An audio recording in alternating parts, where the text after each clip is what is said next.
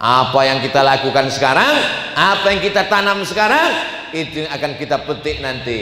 Tangan mencincang, bahu memikul. Apa yang ditanam, itu yang akan dipetik.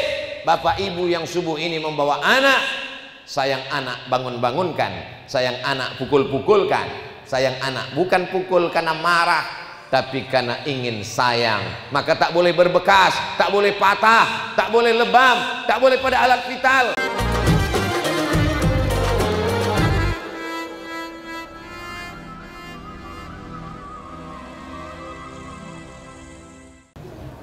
Assalamualaikum warahmatullahi wabarakatuh.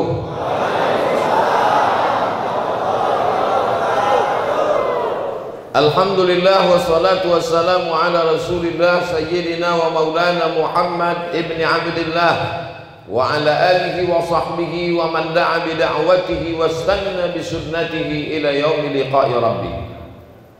Bapak-bapak, ibu-ibu, hadirin hadirat, muslimin muslimat, tak dapat disebut satu persatu, semuanya dimuliakan Allah Subhanahu wa ta'ala. Apalah agaknya rahasia bisa mengumpulkan umat Nabi Muhammad SAW sebanyak ini. Padahal ini adalah waktu subuh, waktunya paling enak tidur di bawah selimut. Berjalan aja pun susah mau masuk kemari, seperti Nabi Musa melewati Laut Merah. Ternyata kata Bapak Dr. Erzaldi Rasman Johan, Ustadz Somad, inilah yang kelurahan di Kota Pangkal Pinang, satu kelurahannya ada 3 pesantren besar. Jadi kalau mau masjid kita tetap ramai, maka pertahankanlah pesantren.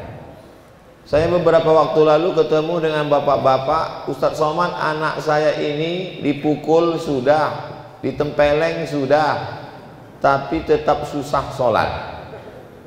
Tapi anak yang ini sholat.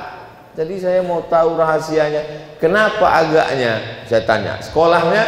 Yang ini pesantren, ini sekolah agama, yang ini lupa kami memasukkannya. Berdasarkan dari pengalaman hidup dan fakta nyata dilihat di depan mata, kalau mau anak-anak kita selamat, masjid tetap ramai, sholat subuh seperti sholat Jumat, ini bukan Jumat, ini Idul Fitri kalau tak Idul Adha, maka kuncinya ada di pondok pesantren yang sudah mewakafkan tanah sehingga satu kelurahan bisa 3 pesantren. Dan di atas ini adalah anak-anak santri yang sudah dididik, anak-anak soleh solehah. Tak ada solehah, ini soleh semua. Yang solehah di belakang. Maka tanah yang tidak mungkin dijual, tidak akan mungkin dibagikan kepada ahli waris, tak mungkin digadaikan, adalah tanah yang diwakafkan untuk pesantren. Siapa yang sanggup menjaga anak kita dari mulai bangun tidur sampai tidur lagi malam?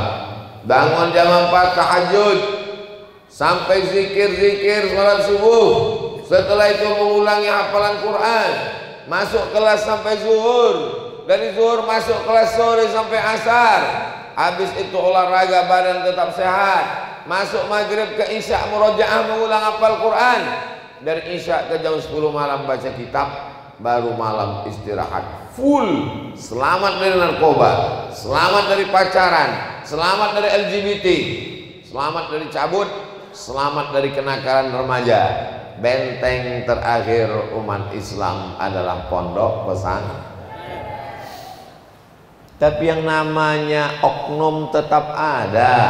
Ini dibesar-besarkan untuk merusak citra pesantren, sehingga orang tua menjadi khawatir anaknya di pesantren, dikeluarkan dari pesantren, akhirnya hancur generasi ini. Jangan gara-gara nila setitik rusak susu sebelah, nah pula sekaleng.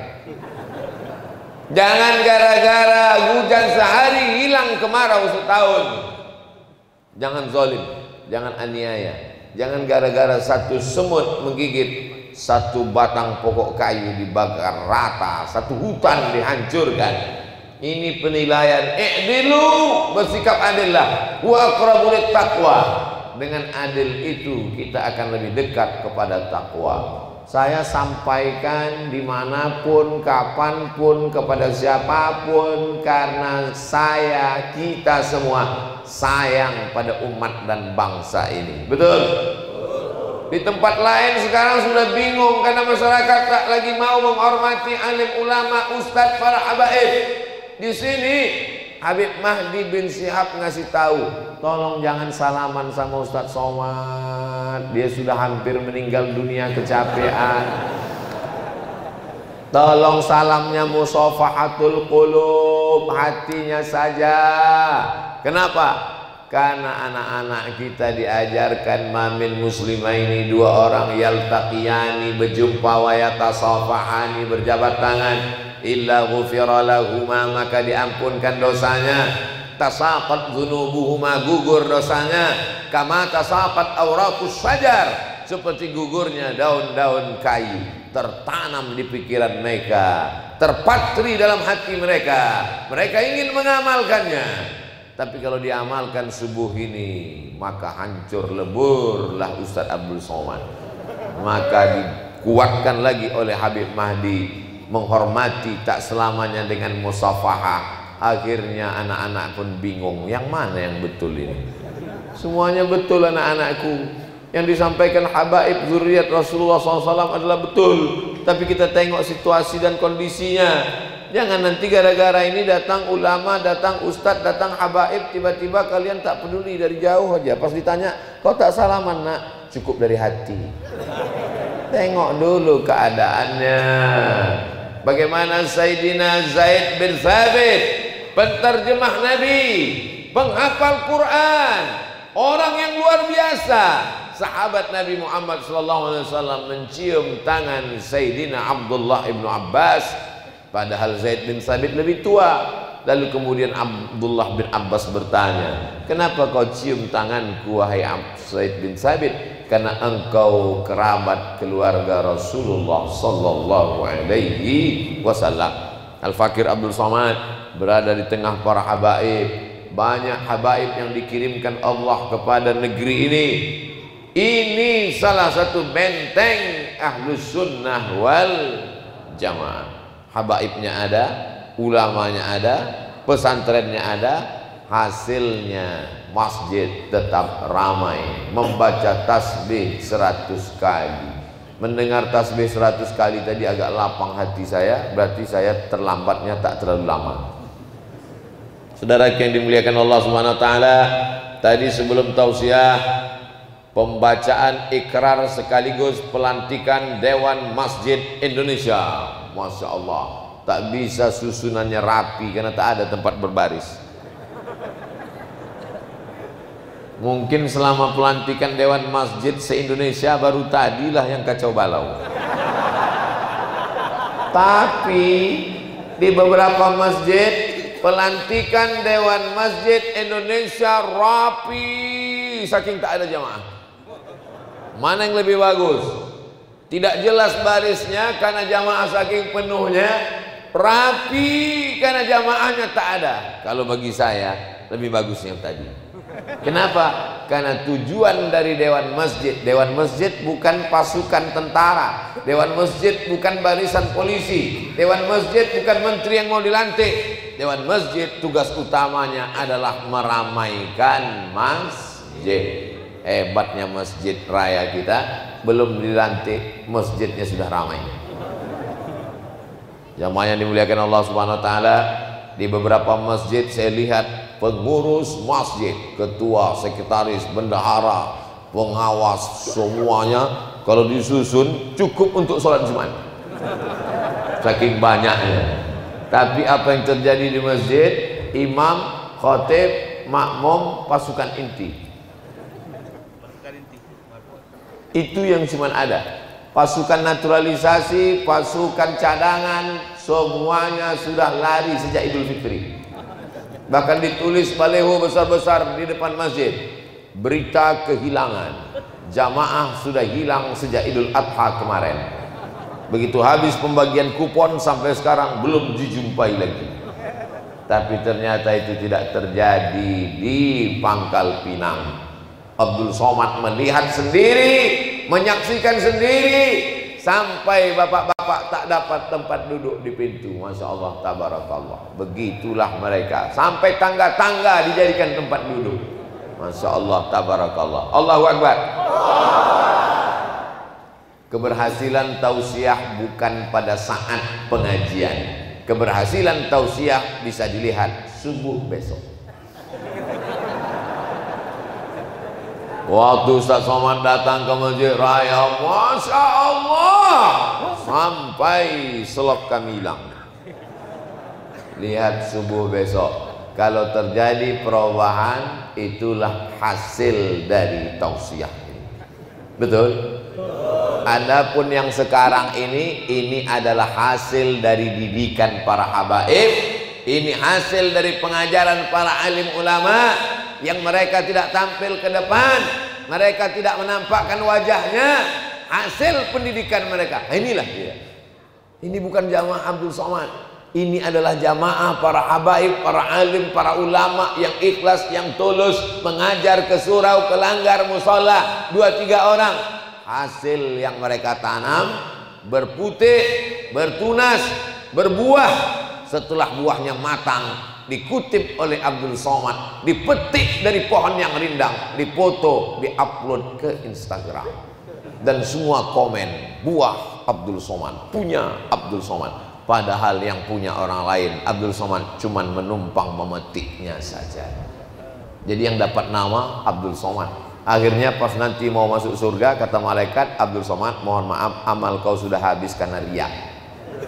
Tapi saya tetap tak putus asa. Boleh jadi saya tak masuk surga karena amal saya, karena tak cukup.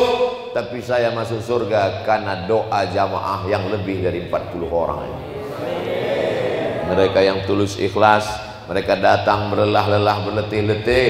Mereka tulus ikhlas bangun pagi-pagi sampai kemari, tak sempat masuk, duduk di belakang, tak dapat tempat duduk. Abdul Somad yang datang lambat disediakan, Masya Allah, sofa siapa dibawa kemari.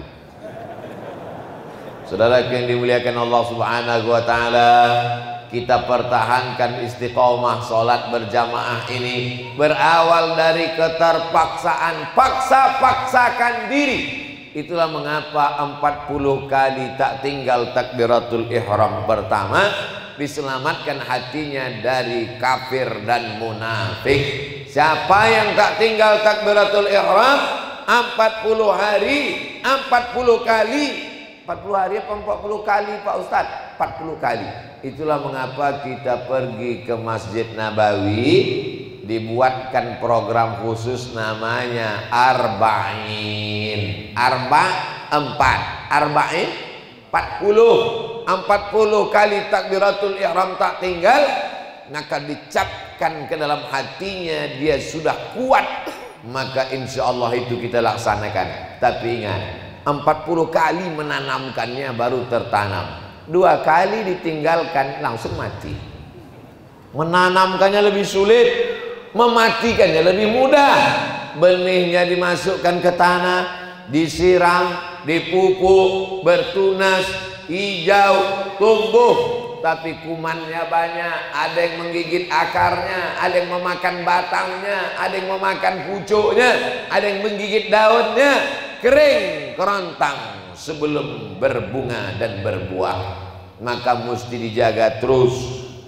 Kebetulan rumah dekat masjid, mikrofonnya pas ke jendela kamar, nikmat luar biasa. Saya pergi tausiah ke salah satu masjid, saya tengok di atas sudah tak ada lagi toa, tak ada lagi. Saya tanya, Pak Ketua Masjid, itu kenapa tak dipasang? Pak Ustadz, jamaah sekeliling ini sudah marah, mereka bawa golok, jangan lagi, akhirnya ke dalam aja lagi kami pasang. Padahal itulah yang membuat dia akan selamat dunia akhirat. Ayyalas salat,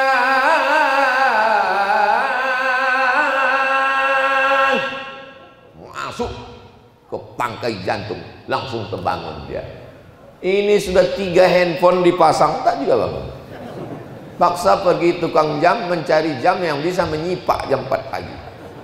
Saudara yang dimuliakan Allah Subhanahu wa taala, punya tanah di dekat masjid, punya rumah dekat masjid, langkah kaki pertama menghapus dosa, kedua mengangkat derajat. Ini kenikmatan luar biasa. Doakan anak-anak kita termasuk orang yang memakmurkan masjid. Sab'atun yuzilluhumullah, ada 7 orang yang dapat naungan Allah. Yauma la zilla illa zilluh, hari itu tak ada atap, tak ada kubah, tak ada tenda, tak ada payung. Siapa yang akan mendapatkan naungan? Rajulun, ada 1 orang. Bagaimana dia? Qalbuhu mu'allaqun fil masajid, hatinya tergantung di masjid. Badannya boleh di kantor, badannya boleh di mabes, badannya boleh di pasar, badannya boleh di mall, tapi hatinya tergantung di masjid. Kalau sudah didengarnya suara azan, maka dia langsung segera, bahkan menunggu azan, duduk di masjid menunggu azan. Pak, kenapa cepat, kata cleaning service masjid? Saya mau sholat Jumat, ini baru jam 11 Pak, rupanya salah setel jam.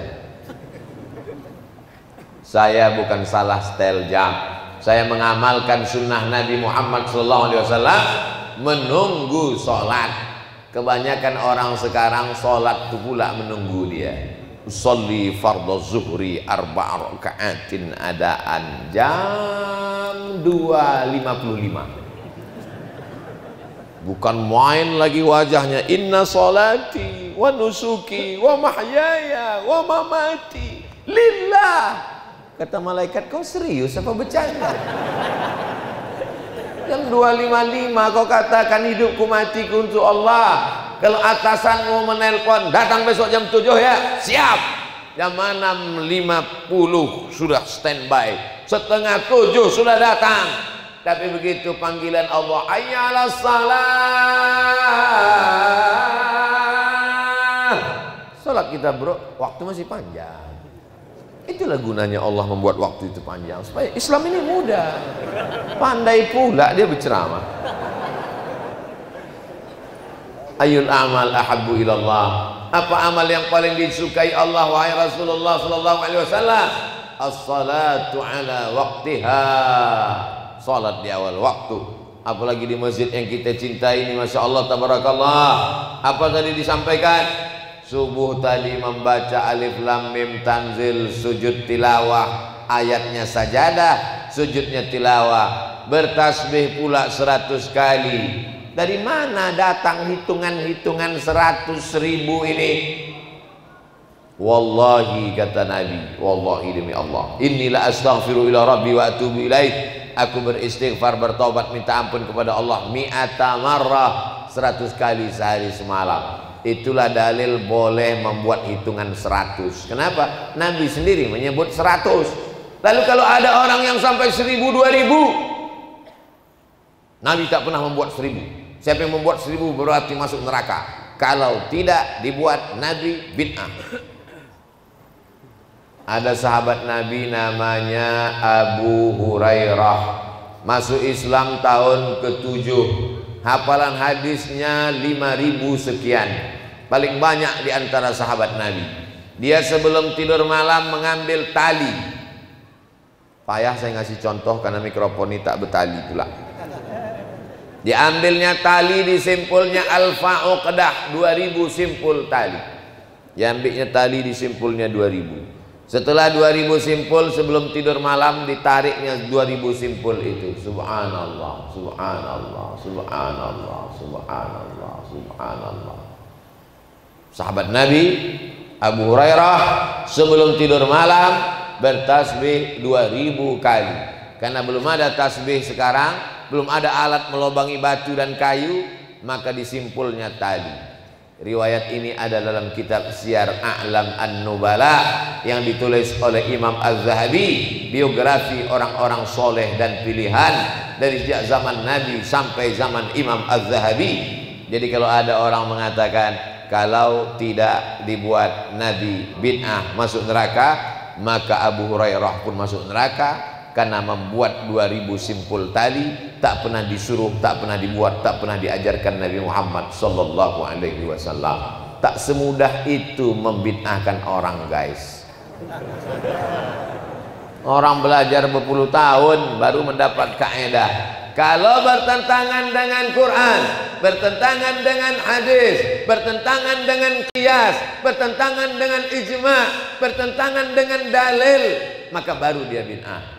Adapun perbuatan yang tak dibuat Nabi, tidak bertentangan dengan Quran, tidak bertentangan dengan sunnah, tidak bertentangan dengan qiyas, tidak bertentangan dengan ijma', maka dia adalah, kata Imam Syafi'i, yang membagi ini Imam Syafi'i, namanya bid'atu huda, namanya adalah bid'ah hasanah. Dibagi oleh Imam Asy-Syafi'i, dijelaskan oleh Imam An-Nawawi, dilanjutkan oleh Imam Ibnu Hajar Al-Asqalani, dikuatkan lagi oleh Imam Jalaluddin Abdurrahman As-Suyuti. Imam Syafi'i, Imam Nawawi, Imam Ibnu Hajar Al-Asqalani, Imam As-Suyuti. Itulah para imam ahli hadis, ahli fikih, dan imam ahlus sunnah wal jamaah. Di mana umat Islam belajar ini? Di pesantren. Dulu masuk pesantren tak mau, baca kitab tak mau, mondok tak mau, ngaji tak mau, sibuk cari duit. Setelah dapat duit, punya rumah, nikah, baru mau ngaji. Baca kitab tak paham, mau belajar serius susah. Akhirnya datang pengajian, judul pengajiannya 5 jari, kalau tidak dibuat Nabi bid'ah. Itulah ngaji paling enak. Saudaraku yang dimuliakan Allah Subhanahu wa taala. Orang di jalan sudah sibuk dengan macet, di kantor sudah sibuk dengan kerja, di rumah sudah sibuk dengan urusan rumah tangga.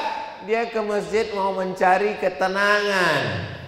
Tiba-tiba sampai di masjid pun dia tak tenang. Lalu di mana dia lagi mencari ketenangan? Keluar dia di masjid, masuk dia ke karaoke, nyanyi dia lagi. Disinilah sumber ketenangan. Tapi kita insya Allah mendapatkan ketenangan di dalam masjid. Allahumma salli ala sayyidina Muhammad wa asghili zalimin bizalimin wa akhrijna min bainihim salimin wa ala alihi wa sahbihi ajma'in. Sallallahu rabbuna ala nuril mubin Ahmad al-Mustafa sayyidil mursalin wa ala alihi wa sahbihi ajma'in wa ala wa sahbihi ajma'in. Tempat kita kalau tidak ada orang ke masjid, kita bisa buat tabligh akbar di tanah lapang. Betul? Tabligh akbar tanah lapang, judulnya bagaimana memakmurkan masjid. Kenapa dibuat di tanah lapang?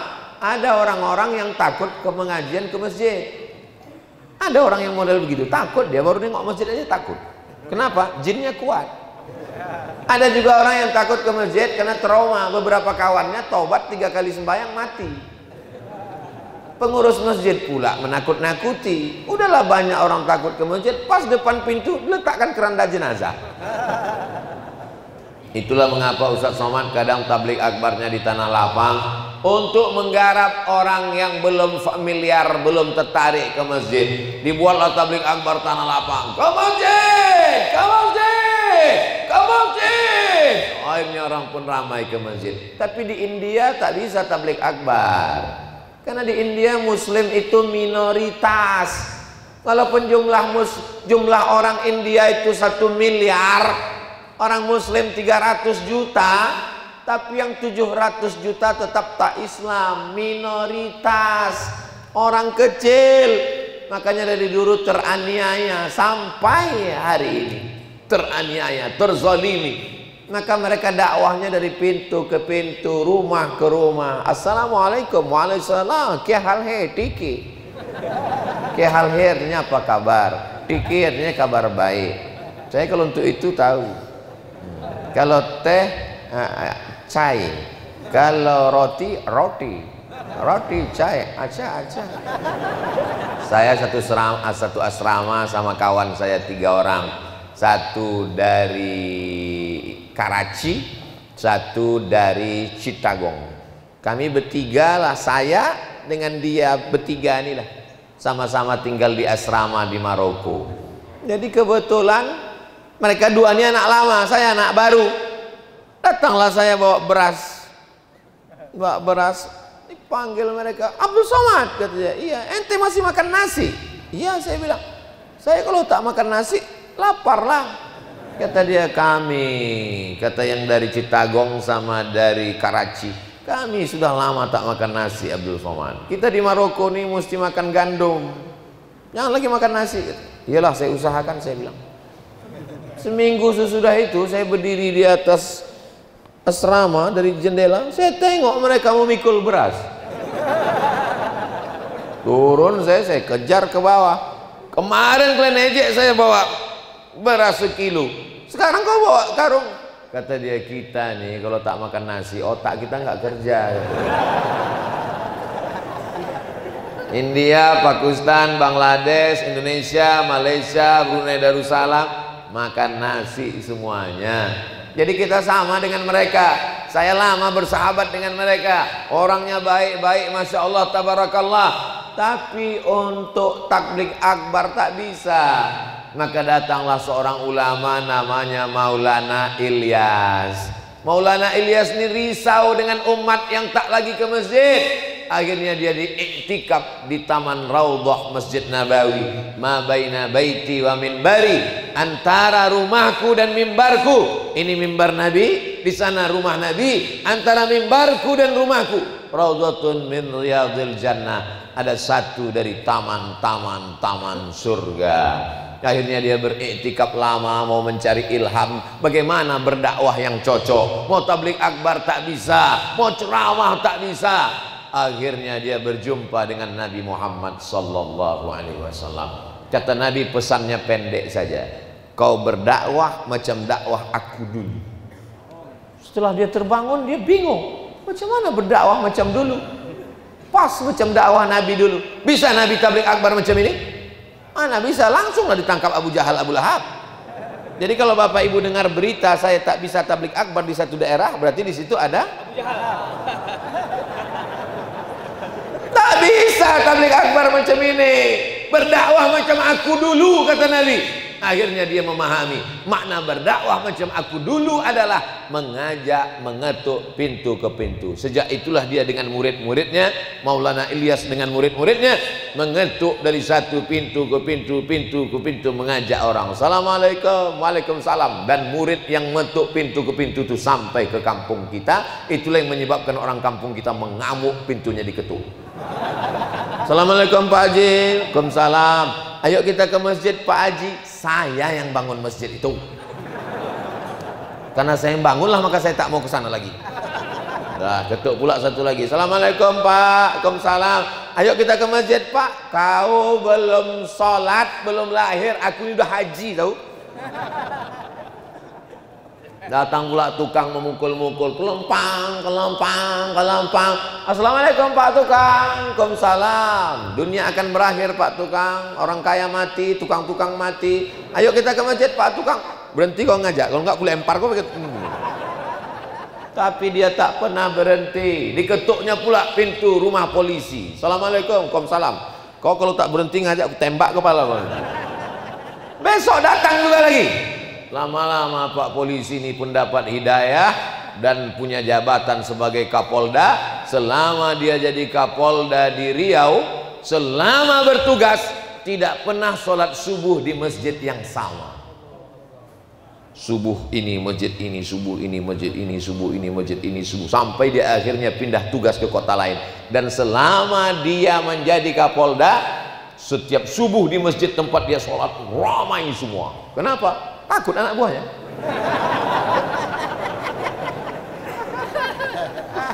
Dia menceramahi orang yang belum ke masjid, menceramahi di diskotik, di terminal, di tempat yang tak baik.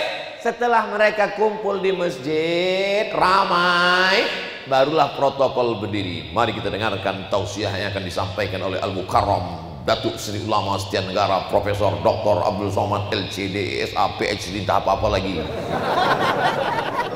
Disangka orang inilah yang dai itu, ad-da'i ilallah. Abdul Somad ini bukan dai. Dai itu mengajak orang dari jalan setan ke jalan Allah. Dai itu mengajak orang dari luar masjid ke masjid. Abdul Somad ini menceramahi orang dalam masjid. Jelas? Paham? Kenapa tiba-tiba Ustadz ini cerita itu? Ada tadi saya dapat kertas. Ini kertas. Nah. Ustadz, ada jamaah yang sering 40 hari 4 bulan meninggalkan keluarga, apa hukumnya? Itulah ceritaku tadi. Jadi Maulana Ilyas ini dari mana Pak Ustadz? Ada namanya Darul Ulum. Dar artinya rumah, ulum ilmu. Darul Ulum rumah ilmu. Semua ilmu di situ. Sekolah Darul Ulum ini letaknya di Deoban. Didirikan oleh seorang ulama namanya Maulana Qasim. Maka sampai hari ini yang menjaga sanad sampai ke Sahih Bukhari, sanad sampai ke Sahih Muslim, sanad sampai ke Sunan Abi Dawud, sanad sampai ke Sunan Tirmizi, sanad sampai ke Sunan Nasai, sanad sampai ke Sunan Ibnu Majah, sanad sampai kepada Muwatta Malik, sanad sampai kepada Musnad Ahmad bin Ambal, sanad sampai kepada Sunan Ad-Darimi. Yang masih istiqamah memegang sanad hadis adalah Darul Ulum Deoban.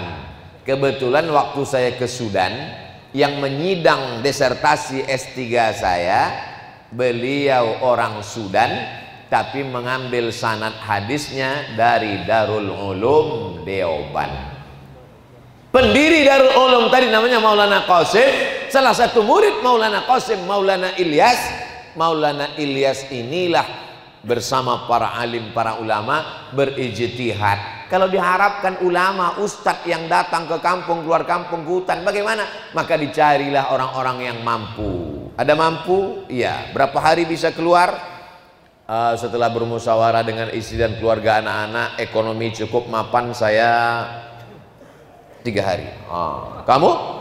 Saya sudah ini cukup insya Allah. Tak boleh lebih 4 bulan. Karena itulah batas kemampuan manusia untuk meninggalkan keluarga. Mereka ini bukan orang jahil, bukan orang bodoh. Belajar hadis, belajar fikih, belajar usul fikih, membaca kitab kuning. Alim, bukan dihasilkan. Bahwa ada namanya oknum, ya. Tapi apakah karena satu oknum lalu kita generalisir semua orang? Tidak. Satu oknum yang berbuat, kenapa pula semua disalahkan? Kemarin saya ceramah ke satu daerah, di depan kan ada poreder, jadi kaca terbuka, saya dengar masyarakat sekeliling, buka jalan, sambo lewat gitu. Apa pula semua polisi dikatakan sambo? Jadi memang kita terjebak pada generalisir, mengeneralisir. Ada satu orang kasus karena tak suka, lalu semua dikatakan salah. Semua orang bersorban salah, semua orang berjenggot salah, semua orang yang berdakwah salah. Kita tidak adil menilai orang. Berjenggot itu sesat. Nabi Muhammad SAW berjenggot. Bersorban sesat. Nabi Muhammad SAW bersorban. Ustaz kenapa tak berjenggot? Belum tumbuh. Saudara yang dimuliakan Allah SWT, bersiwak sesat. Nabi SAW bersiwak. Kalau tak sanggup melaksanakan sunnah, jangan ejek orang membuat sunnah Rasulullah SAW. Saudara yang dimuliakan Allah, ini kadang mengejek walaupun sambil ketawa. Aku tengok kau sejak berjenggot ini macam kambing ku tengok. Untung kawannya orangnya tak emosional. Orang kalau emosi bawaannya mau berantem, dia tak emosional, dia lembut aja. Aku berjenggot kambing, kau tak berjenggot anjing. Saudara yang dimuliakan Allah Subhanahu wa taala, bagaimana kita mau berdamai ke masjid kalau kita tidak bisa mendamaikan dengan saudara kita? Tuhannya satu, qul huwallahu ahad. nabinya satu, Muhammadur Rasulullah. Kiblatnya satu, fawalli wajhaka syatral Masjidil Haram. Tapi dalam masalah ibadah, masalah berpakaian, ada yang pakai celana panjang, ada yang pakai jubah, saya pakai sarung. Tak ada kami saling menyalahkan. Kalau yang pakai jubah menyalahkan yang bersarung, yang sarung menyalahkan yang bercelana panjang, yang ketawa yang berkolor. Saudara ini selama menutup aurat. Dan saudara-saudara saya ini Masya Allah tabarakallah, saya selalu malu dengan mereka. Kenapa? Mereka berdakwah lillahi ta'ala. Abdul Somad tausiah pakai baleho besar, baru di Masjid Raya ini yang tak pakai baleho.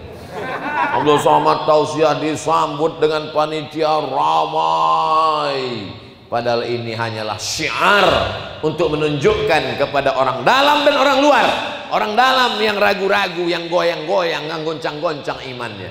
Walaupun masjid besar, kalau jamaah cuma 2 orang, orang yang di dalam ini goyang juga. Jangan-jangan kita yang sesat. Timbang dia goyang. Maka orang yang selama yang sudah tobat, yang sudah hijrah, menengok orang ramai ini, orang dalam menjadi kuat imannya. Amin. Syiar tabligh akbar ini apa gunanya dibuat? Untuk orang luar. Orang luar yang mengejek-ejek. Apa orang Islam itu? Masjidnya banyak, jamaahnya nggak ada, ngabis-ngabisin anggaran aja. Tapi begitu ditengoknya, itulah makanya Idul Fitri tanah lapang, Idul Adha lapangan sepak bola. Kenapa Idul Fitri, Idul Adha disuruh? Karena untuk syiar, supaya orang-orang yang menggeser tanah, mempersulit urusan umat Islam tengok, umat Islam itu ternyata ramai juga kalau Idul Adha, kan ada bagi-bagi daging kurban. Saudaraku yang dimuliakan Allah Subhanahu wa Ta'ala, mari kita ajak tetangga depan rumah yang belum ke masjid, tetangga samping rumah. Kalau kau memang gagah, kau perkasa, berotot, berkuasa, ajak orang depan rumah. Mulutmu akan ditanya di hadapan Allah, pernah tak mengajak orang sholat berjamaah ke masjid? Saya Pak Ustadz tak sanggup ngajak Pak Ustadz. Kalau tak sanggup, kirimkan aja video Ustadz Somad ke nomor grup-grup WhatsApp. Mudah-mudahan mereka terbuka pintu hatinya. Amin. Kalau sudah diajak didoakan, didoakan, tak juga terbuka pintu hati, kita doakan terbuka pintu liang lahat. Jangan, tak boleh. Nabi patah giginya berdarah, pelipisnya berdarah, terompah kayunya, tetap dia doakan, Allahumma di qaumi fa innahum la ya'lamun. Berikanlah mereka hidayah ya Allah, mereka buat salah karena tak tahu. Ya Rasulullah, doakan supaya mereka mati semuanya, rata dengan tanah. Lam ub'ats la'anan. Aku diutus Allah bukan menjadi tukang laknat. Aku diutus Allah, wa ma arsalnaka illa rahmatan. Saudaraku dimanapun berada, kalian yang belum mau sholat berjamaah ke masjid, kalau datang sahabat, tetangga, kawan sekantor mengajak kau ke masjid, dia bukan resek. Sekarang banyak kalau diajak ke masjid, ayo kita ke masjid, urus aja surgamu, jangan urus neraka. Ditulis pula tuh di baju kaos, urus surgamu, jangan urus neraka. Dipakai sholat di masjid. Kawan di belakang nengok, gitu. Jamaah yang dimuliakan Allah Subhanahu wa Ta'ala, kalau ada orang nyuruh istri kita pakai jilbab, ngajak kita ke masjid, mereka bukan orang resek, mereka bukan orang tak ada kerjaan, mereka adalah orang yang tak mau masuk surga sendirian. Aku sebetulnya kalau mau, kata Allah Ta'ala, sesuai dengan janji Rasulullah, masuk surga. Tapi kalau kau tak ada di sana, rasanya surga itu nggak rame, Bob. Rasanya nggak enak, Beb. Rasanya apapun panggilan brother, saudaraku, sedulur, ya akhi, ya ukhti, itu adalah panggilan persaudaraan. Makanya kita katakan saudara-saudara, sesatu, udara, perut, saudara, seperut. Kalau sudah seperut sayang, kan tak mungkin saya bilang seperut-seperut. Saya, bapak, adik, abang, saudara, ibu, kita semua berasal dari satu perut. Perut siapa? Perut Hawa, istri Adam alaihissalam. Mau orang Jawa, orang Melayu, orang Sunda, orang Bugis, orang Banjar, orang Batak, semuanya berasal dari satu nenek moyang. Kita akan kembali menghadap Allah. Inna lillahi wa inna ilaihi. Inna awwala ma yuhasabu bihil abdu yaumal qiyamah. Kalau kita menghadap Allah nanti, yang pertama dihisab, dihitung, dikira salatuhu, salat. Idza salahat salahal amalu kulluh. Kalau salatnya yang baik-baik, selain amal ikut baik. Bagaimana kalau dia haji? Bagaimana kalau dia sedekah? Bagaimana kalau dia bangun masjid? Bagaimana kalau rajin puasa sunat? Wa idza fasadat, kalau salatnya rusak, fasadal amalu kulluh. Amal yang lain ikut menjadi rusak. Dindingnya hancur, jendelanya pecah. Kenapa? Kubahnya roboh. Kenapa? Karena tiangnya. Apa tiang Islam itu?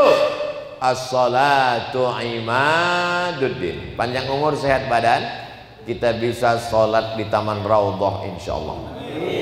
2.000 orang akan berangkat bersama Ustadz Abdul Somad dalam program Umroh Akbar Februari 2023. Dalam kurung ongkos tanggung masing-masing. Di Taman Raudhah, tiang sebelah kiri tempat Nabi jadi imam mihrab, tertulis, tengok nanti, as-salatu imaduddin, salat tiangnya. Kenapa masjid ini kokoh berdiri? Tiang, tiang, tiang, tiang. 4 pula tiang yang menonjol. Abu Bakar, Umar, Utsman, Ali. Saudara yang dimuliakan Allah Subhanahu wa taala, kalau tiang ini sudah roboh, na'udzubillah, hancurlah Islam. Islam hanya tinggal nama, Islam hanya tinggal sejarah, Islam hanya tinggal slogan. Karena sholat tak dilaksanakan. Dari kecil terlonjak-lonjak, sudah besar terbawa-bawa, sudah tua terubah tidak. Maka bawalah anak ke masjid. Anak-anak jangan ke masjid, anak-anak ribut, maka dibuat anak-anak di atas. Oh, anak-anak santri kita di atas, Pak Ustadz, dimuliakan. Ibu-ibu di mana? Ibu-ibu di belakang. Kenapa ibu-ibu tak dibuat di dalam? Karena kalau sampai ibu-ibu di dalam, banyak anak muda yang tak fokus. Sikit-sikit nengok, sikit-sikit. Ini ada teknis semua tuh, mengapa perempuan dibuat di belakang. Saudara yang dimuliakan Allah Subhanahu wa taala, kalau masjid ini masih ramai dengan anak-anak, 20 tahun akan datang, insya Allah masjid raya ini masih ada orang sholat berjamaah. Allahu Akbar. Ada anak-anak terkantuk-kantuk lah dia. Anak-anak di bawah, ada anak-anak.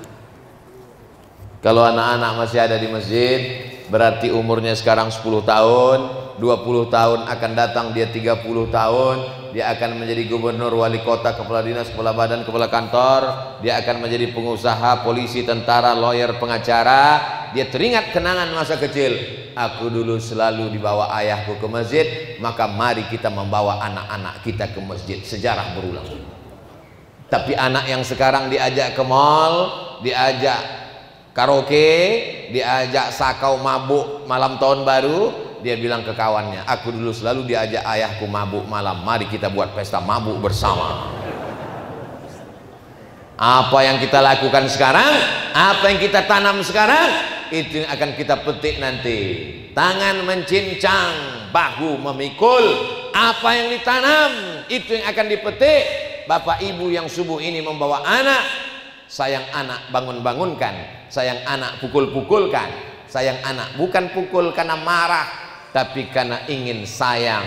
Maka tak boleh berbekas, tak boleh patah, tak boleh lebam, tak boleh pada alat vital, hanya memberikan sekedar efek jerah. Kata Nabi, muru auladakum, suruh anakmu salat wahum abna'u sab'a sinin, umur 7 tahun. Wadribuhum fil asyrah, pukul umur 10 tahun. Bukan pukul marah, tapi pukul supaya dia salat. Kita ingin bangun kita tengah malam, ketika kita tengok pintu kamarnya terbuka. Kenapa pintu kamarnya terbuka? Kenapa anak ini belum tidur juga jam 2 malam? Besok mau berangkat lagi pengajian. Begitu ditengok pintu kamar, rupanya terdengar suara Bismillahirrahmanirrahim, Ar-Rahman. Itu tak terbayar dengan apapun. Kalian yang anak-anak muda belum nikah, makanya jangan terlalu lama jomblo, cepat punya anak. Nanti kalian rasakan. Itulah makna doa Rabbana min azwajina wa dzurriyyatina qurrata a'yun. Berikan kami keturunan yang sejuk dipandang mata. Saya Pak Ustadz, ini kata jamaah, saya Pak Ustadz, habis harta saya ini semua biarlah Pak Ustadz, tak terbayar sejuknya mata dan hati saya menengok anak-anak saya ini sholat, anak laki-laki sholat, anak perempuan berjilbab panjang, mencium tangan, taat pada orang tua. Tapi kalau sudah menengok anak bercelana sempit, baju terbuka, rambutnya macam sarang tawon, diikat pula macam-macam, dicat 3 warna, duit habis, apalah gunanya mengandung 9 bulan 10 hari, menyusukan 2 tahun lamanya, sia-sia, tak bermakna. Mudah-mudahan anak-anak kita semuanya menjadi anak-anak yang soleh dan solehah. Pak Ustadz, ketika saya membaca Asmaul Husna, pada bacaan Ya Nur berulang-ulang, Ya Nur, di situ kuburan terbuka dan pasirnya jadi merah, jadi api, panas, terkejut dan takut, ngeri. Saya bayangkan bagaimana nanti manusia masuk ke dalam kubur. Saya seorang nenek pernah bertemu Ustadz dalam mimpi, bersalaman dan berbincang. Oh, ujungnya nih yang boleh minta nomor handphone Ustadz, minta nomor handphone tim. Nanti ada yang mau ibu tanyakan, saya jawab pakai voice mail. Pokok apa saja kasih tahu sama tim. Tim ini menyampaikan semua insya Allah. Adapun tentang kita melihat dalam mimpi, kata Imam Ibnu Sirin, apa takwilnya kalau kita mimpi jumpa Habib, jumpa ulama? Berarti kita sejalan dengan Habib itu. Kalau yang jumpa kita itu adalah Habib, ulama, berarti kita sejalan dalam Ahlus Sunnah wal Jamaah. Kalau antara tidur dan jaga, dibilang tidur tidak, dibilang jaga tidak, tiba-tiba nampak terskelebat, nampak kuburan, nampak masjid. Kubur itu apa maknanya?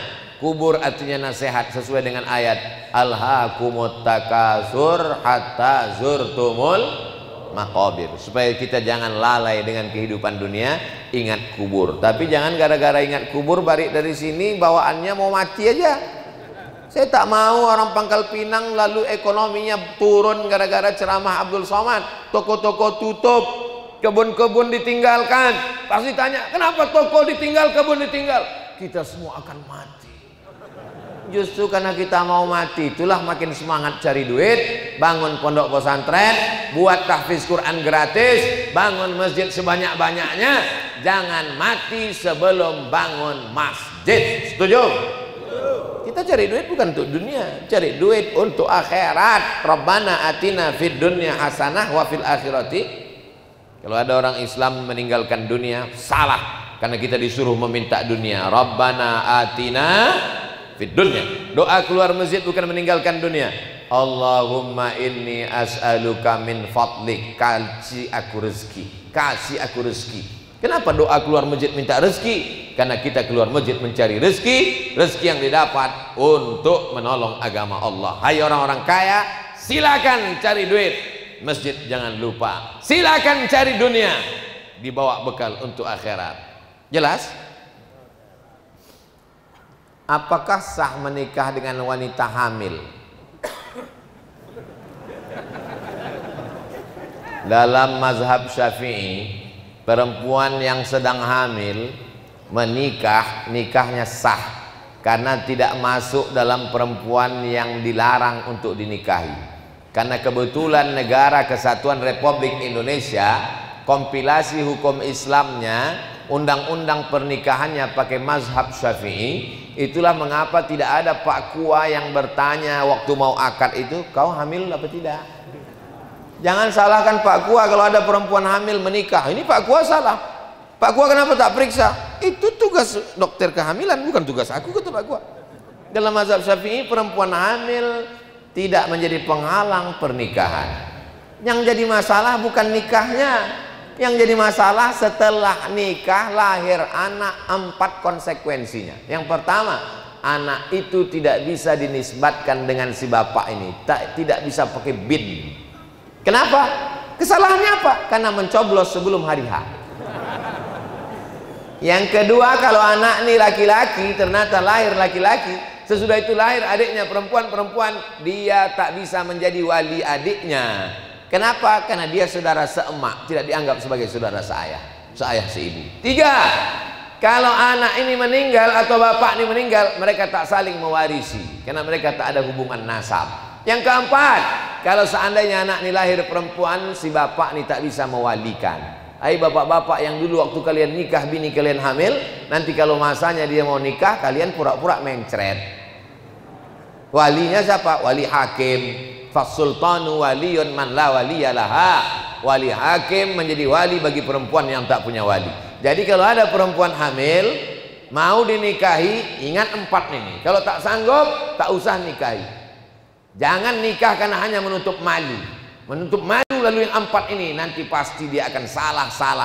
Kalau sudah dinikahinya, lahir anak, pasti akan pakai binti dia karena mengurus akte kelahiran. Pasti nanti 25 tahun lagi kau terpaksa akan menikahkan anak itu pula. Nanti kalau meninggal kalian akan saling mewarisi. Salah pertama akan disusul 4 kesalahan. Jadi kalau terlanjur hamil, apa solusinya? Tak usah nikahkan. Malulah Pak Ustadz, kirim ke Bandung, ke Jakarta, ke Surabaya, carikan kos-kosan sampai anak itu lahir. Kalau ditanya orang, anak kau kemana? Sedang S2. Berani berbuat, berani bertanggung jawab. Kalian nikahkan, 4 konsekuensi di masa akan datang. Waspadalah, kejahatan terjadi bukan karena ada niat dari pelakunya, tapi karena ada kesempatan.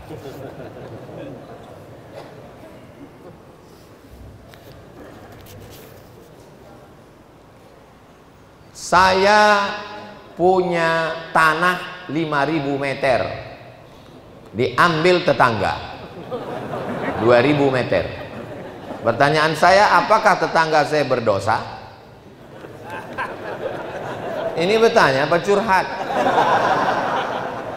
Siapa yang menggeser sempadan tanah qaida shibrin, sejengkal, ini sempadan tanah, digesernya sejengkal, tuwiqa, maka nanti di akhirat lehernya akan dililit min sab'i aradin, 7 lapis tanah. Sejengkal 7 lapis tanah. Ini bukan sejengkal, 2.000 meter. Siap-siaplah leher kau dililit meter. Ini kan akhirat. Orang sekarang tak takut sama akhirat, malah nantang dia. Mana malaikat? Mana? Maka dalam Islam tidak hanya hukum akhirat, ada hukum di dunia. Kita tinggal di negara kesatuan Republik Indonesia, negeri ini negara hukum. Lapor, buat BAP di Polda, Polres, Polsek, Polda kan tuntut ini di pengadilan supaya balik. Kalau ada orang mengambil tanah kita, mengambil harta kita, jangan diam. Kalau kita diam, berarti kita membiarkan dia makan haram. Anak bapak diganggu orang, biar aja lah, tak apa-apa, saya ikhlas. Itu bodoh, bukan ikhlas. Tanah kita diambil orang, jangan sampai dia makan haram, anak cucunya makan haram. Putuskan di pengadilan, bawa perkara, supaya jangan sampai dia sampai hari kiamat makan haram, anak cucunya makan haram. Gara-gara apa? Gara-gara kita diam. As-sakitu anil haq setan akhras. Orang yang diam melihat kebenaran diinjak-injak berarti dia setan bisu. Sedang tanahmu aja diambil orang kau diam, apalagi tanah masjid. Tanahmu aja diambil orang kau diam, apalagi agama Allah dihina-hina. Yang pribadimu saja kau diam, apalagi kalau untuk umat. Jangan pernah diam. Saya seorang pendosa. Semua nih pelaku dosa. Siapa yang tak pernah berdosa? Akankah taubat saya diterima Allah? Innallaha la yaghfiru an yushraka bihi. Allah tidak menerima dosa syirik. Wa yaghfiru ma duna dzalika liman yasha. Dosa selain syirik, berjudi, berzina, minum khamar, diampunkan Allah Subhanahu wa taala. Sampai kapan? Innallaha yaqbalu taubatal 'abdi. Allah menerima taubat seorang hamba qabla an yugharghir, sebelum gharah-gharah. Kalau sudah gharah-gharah sakratul maut, udah tutup pintu taubat. Katanya 40 tahun tertutup Pak Ustaz, tak ada. Pintu taubat tetap dibuka Allah Subhanahu wa taala. Mudah-mudahan kita semua diterima Allah taubatnya. Syarat taubat pertama, an-nadamu fil qalbi, menyesal. Setelah menyesal, al-iqraru bil lisani, ucapkan dengan lidah. Astaghfirullahalazim, astaghfirullahalazim, astaghfirullahalazim alladzi la ilaha illa huwal hayyul qayyum wa atubu ilaih. Yang ketiga, al-itmaru alla ya'uda ilaihi abadan, tekad kuat untuk tak balik kepada perbuatan dosa untuk selamanya. Paling bagus tata cara sholat, mandi taubat. Mandi dulu. Setelah mandi taubat, sholat sunat taubat 2 rakaat. Setelah itu wa atsbi'il hasanat sayyi'atal hasanata tamkuha. Yang dulu salah, dulu kaki dilangkahkan ke diskotik, sekarang kaki melangkah ke masjid. Dulu uang dipakai beli khamar, ganja, sabu-sabu, narkoba, sekarang dipakai untuk tahfiz Quran, pondok pesantren dan masjid. Dulu mata menengok yang haram, sekarang dipakai untuk memandang para habaib alim ulama membaca Quran. Dulu telinga dipakai mendengar musik, sekarang telinga dipakai mendengar sholawat. Dulu dipakai tangan buat maksiat, sekarang tangan mengusap kepala anak yatim. Orang yang bertaubat diterima Allah. Datanglah zaman Bani Israel, seorang pembunuh sudah membunuh 99 orang. Ditatangnya pendeta Bani Israel. Pendeta, ya, aku sudah membunuh 99 orang. Apakah Tuhan mengampuni dosaku? Kata pendeta Bani Israel, dosamu tidak terampuni. Diambilnya pisau, kalau begitu kau yang ke-100. Agama Islam membuka pintu taubat seluas-luasnya.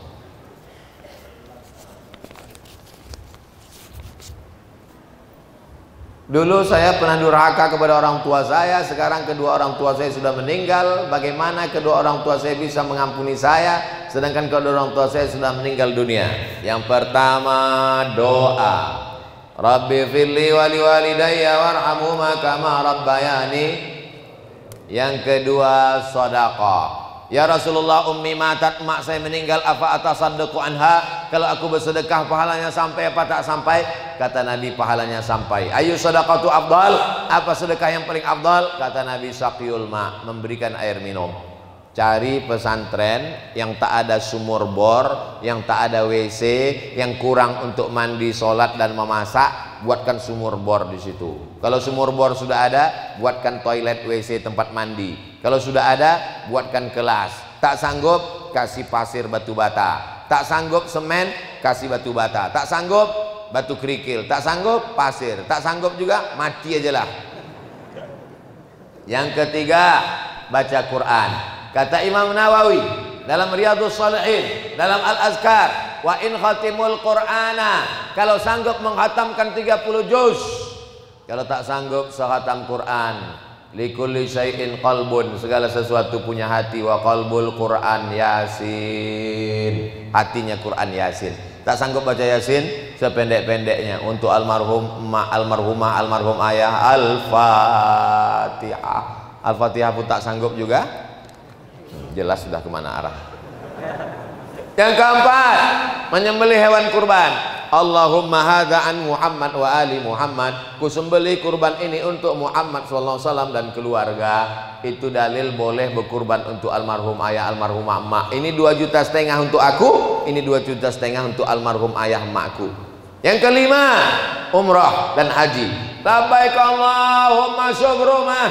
Kau menghajikan siapa? Aku menghajikan Syubrumah. Kau sudah haji apa belum? Belum. Hajikan dulu dirimu, baru hajikan Syubrumah. Ada duit, berangkat ke Makkah, hajikan. Haji belum? Umrah. Labbaik Allahumma umrah an fulan bin fulan. Ku umrahkan. Doakan mereka. Mudah-mudahan Allah mengampunkan segala silap salah dosa kita, insyaallah. Tak habis-habis kertas nih. Ustadz, apa hukumnya main uang arisan? Kita berkumpul 10 orang, 100, 100, 100, 100, 100, 100, 100. Lalu kemudian duit kita pun digoncang. Goncang, goncang, goncang, goncang, goncang, gulung, keluar nama saya. Berarti saya mendapat 1 miliar lah, 100 juta tadi.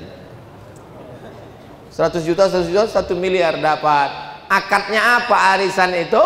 Kalau ditanya orang, apa akad arisan itu? Arisan itu akadnya hutang. Dapat saya 1 miliar, sebenarnya dapat saya 900, karena yang 100 duit saya. Jadi sebenarnya saya berutang kepada 9 orang. Hutang, hutang, hutang, hutang, hutang.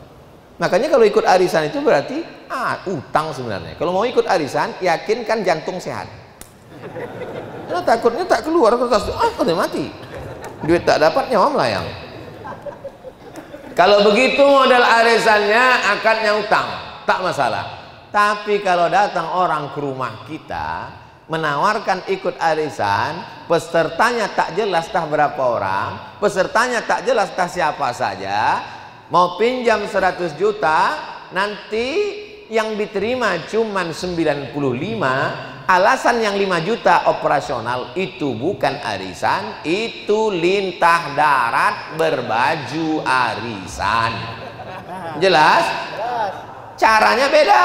Kalau lintah darat yang tak pakai baju arisan, pinjam 100 bayar 110. Kalau dia tak begitu, pinjam 100, yang duit balik ke kita 90, yang 10 dia bilang operasional, sebetulnya itu bunga, makanya yang balik ke kita cuma 90. Menengok pahamnya Ustaz, jangan Ustaz ini pernah juga belum? Hati-hati jangan terjebak pada riba.